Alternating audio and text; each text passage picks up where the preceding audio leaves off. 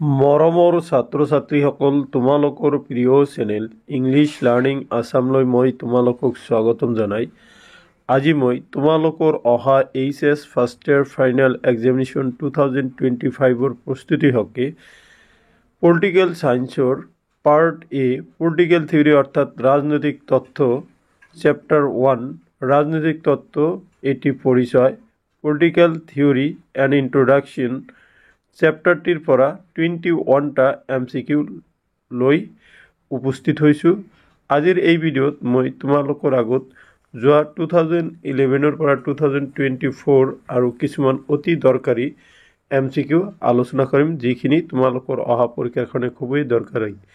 কিয়নো তোমালোকে নিশ্চয় গম পাইছে যে অহা 2025ৰ পৰা নতুন আৰ্হিত তোমালোকৰ HS first year final examination অনুষ্ঠিত হ'ব। তাতে তোমালোকৰ পলিটিকেল সায়েন্সৰ 80 নম্বৰৰ ভিতৰত 40টা তোমালোকে MCQ পাবা।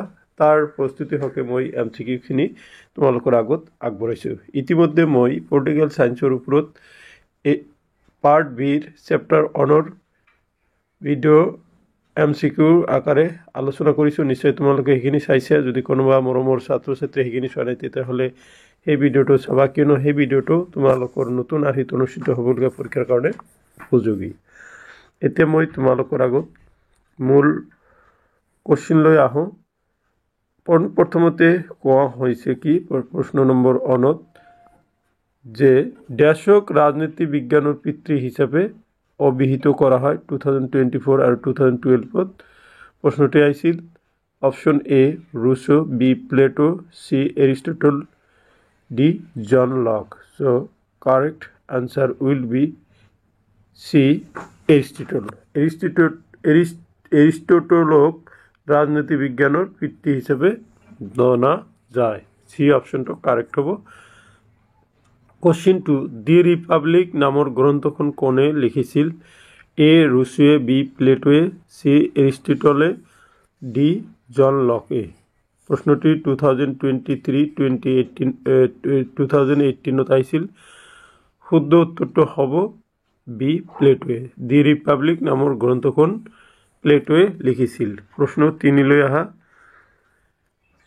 3ত দিয়া হৈছে ৰাজনৈতিক তত্ত্বৰ এটা বৈশিষ্ট্য হ'ল এ ৰাষ্ট্ৰৰ ভোটাৰৰ ভোটদান প্ৰক্ৰিয়া সম্পৰ্কে জ্ঞান দিয়ে, এ ৰাজতন্ত্ৰৰ বিষয়ে জ্ঞান দিয়ে, চি ব্ৰিটিছ শাসন সম্পৰ্কে জ্ঞান দিয়ে, ডি ওপৰৰ এটাও নহয়। গতিকে কাৰেক্ট আনচাৰ হ'ব এ ৰাষ্ট্ৰৰ ভোটাৰৰ ভোটদান পদ্ধতি সম্পৰ্কে জ্ঞান দিয়ে।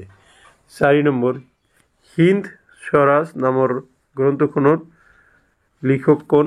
2017, 2020 প্ৰশ্নটি আহিছিল। উত্তৰ অপশ্যনখিনি হ'ল Bal Gangadhar Tilak, B Jawaharlal Nehru, D Swami Vivekananda, D Mahatma Gandhi. গতিকে হিন্দ স্বৰাজ নামৰ গ্ৰন্থখনৰ লিখক হ'ল মহাত্মা গান্ধী।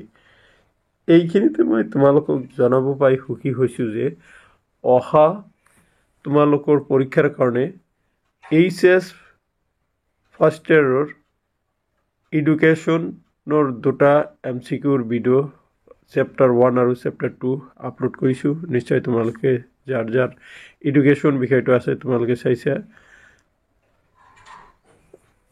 হিষ্টৰীৰ এটা ভিডিঅ' চেপ্টাৰ 1ৰ ওপৰত MCQ আলোচনা কৰিছোঁ।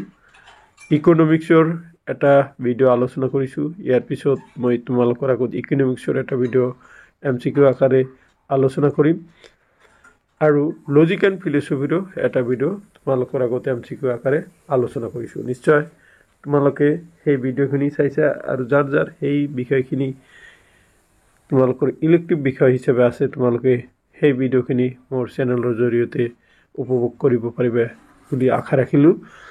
এতিয়া মই তোমালোকৰ আগত প্ৰশ্ন 5টো লৈ আহিছোঁ। প্ৰশ্ন 5ত কোৱা হৈছে ৰাজনীতি শব্দটো কোনে প্ৰথমে ব্যৱহাৰ কৰিছিল? A Plato, B Socrates, C Aristotle, D Rousseau. গতিকে শুদ্ধ উত্তৰ হ'ব চি এৰিষ্টটলে। 6 নম্বৰ ইতিহাস অবিহনে ৰাজনীতি বিজ্ঞান সাৰশূন্য, ৰাজনীতি বিজ্ঞান অবিহনে ইতিহাস নিষ্ফল। এইটো কোনে কৈছিল? 2016ত আহিছিল। এ জন লক, বি জন সিলি, সি জন রাইট, ডি জন বেৰি। গতিকে শুদ্ধ উত্তৰ হ'ব বি জন সিলি।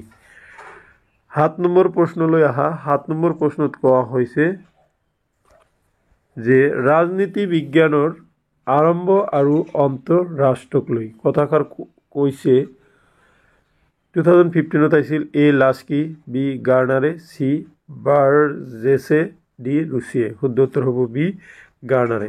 তাৰমানে ৰাজনীতি বিজ্ঞানৰ আৰম্ভ আৰু অন্ত ৰাষ্ট্ৰক লৈ এই কথাষাৰ গাৰ্নাৰে কৈছিল। গতিকে বি অপশ্যনটো কাৰেক্ট হ'ব। এতিয়া মই তোমালোকৰ আগত কোশ্চিন 8টো আলোচনা কৰিম। গ্ৰীক দাৰ্শনিক এৰিষ্টটলে লিখা বিখ্যাত গ্ৰন্থখনৰ নাম কি? 2015 আহিছিল A the Republic, B the Hind Swaraj, C the Politics, D ওপৰৰ এটাও নহয়। গতিকে কাৰেক্ট এনচাৰ হ'ব তোমালোকৰ C the Politics. The Politics নামৰ কিতাপখন এৰিষ্টটলে লিখিছিল। এতিয়া মই তোমালোকৰ আগত 9 নম্বৰ প্ৰশ্নটো লৈ আহিছোঁ। 9 নম্বৰ প্ৰশ্নত কোৱা হৈছে ৰাজনীতি বিজ্ঞান এক প্ৰগতিশীল বিজ্ঞান।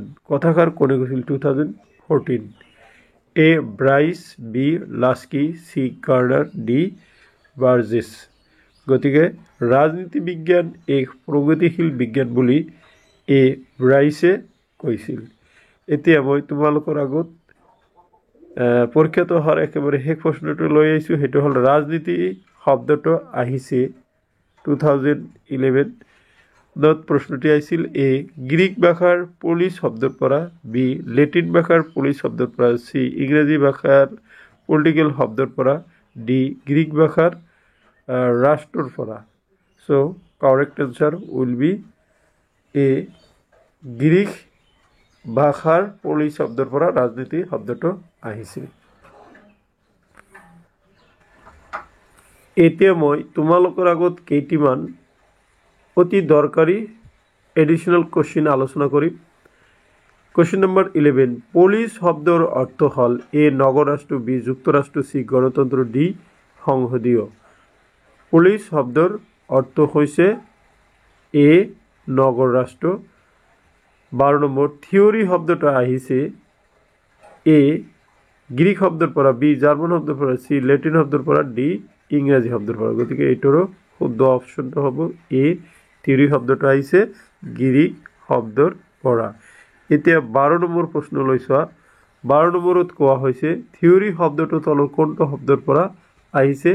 এ থিয়ৰাম, বি থিয়ৰিয়া, চি থিয়ৰী, থিয়ৰে, জি এটাও নহয়। গতিকে কাৰেক্ট অপশ্যন হ'ব বি থিয়ৰিয়া। 14 কোনে ৰাজনীতি বিজ্ঞানক অধিক কলা বুলি কৈছে? এ ব্ৰাইছ, বি লাস্কি, চি ব্লণ্টাছে, ডি গাৰ্নাৰে। গতিকে শুদ্ধ উত্তৰ হ'ব চি ব্লণ্টাছে। ব্লণ্টাছে ৰাজনীতি বিজ্ঞানক অধিক কলা বুলি কৈছে।